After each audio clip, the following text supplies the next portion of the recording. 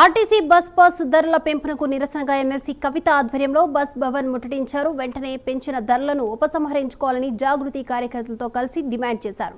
ఈ క్రమంలో ఎమ్మెల్సీ కవితను పోలీసులు అరెస్ట్ చేశారు. అనంతరం కవితను చాంద్రాయనగుట్ట పోలీస్ స్టేషన్కు తరలించారు. బస్ పాస్ ధరలను పెంచి ప్రజలపై ప్రభుత్వం పెనుభారాన్ని మోపిందని కవిత అన్నారు. విద్యార్థులు, చిరుద్యోగులపై కూడా తీవ్రంగా ఆర్థిక భారం పడుతుందన్నారు.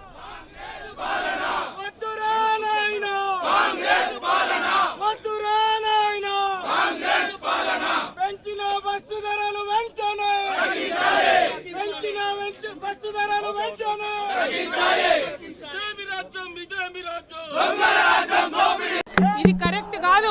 ఫ్రీ బస్సు మిమ్మల్ని ఎవరు అడగలేదు. ఫ్రీ బస్ ఇచ్చిండ్రు. ఆర్టీసీని గవర్నమెంట్ లో కలుపుకుంటలేరు.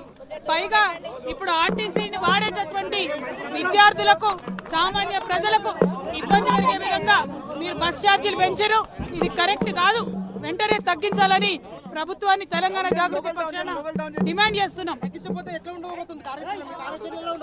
డెఫినెట్ గా తగ్గించేంత వరకు కూడా ఉద్యమం చేస్తాం.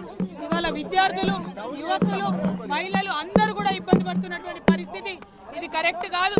సామాన్యుడి ప్రగతి చక్రంగా ఆర్టీసీ రథ చక్రాన్ని చెప్పుకుంటాం.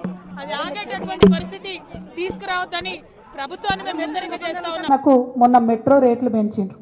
ఖచ్చితంగా మెట్రో రేట్లు పెంచితే రేపటి నాడు హైదరాబాద్ జాగృతి పెద్ద ఎత్తున ఉద్యమం చేయాల్సిందే. దాని మీద ఇవాళ బస్సు రేట్లు పెంచిండ్రు.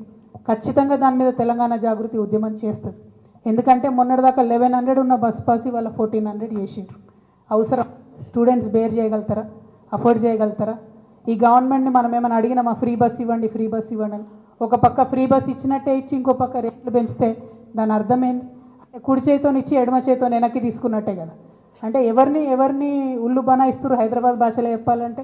ఎందుకోసం చేస్తారు ఇట్లా? ఖచ్చితంగా ఆలోచన చేయాలి. దీని మీద కార్యాచరణ చేయాలి.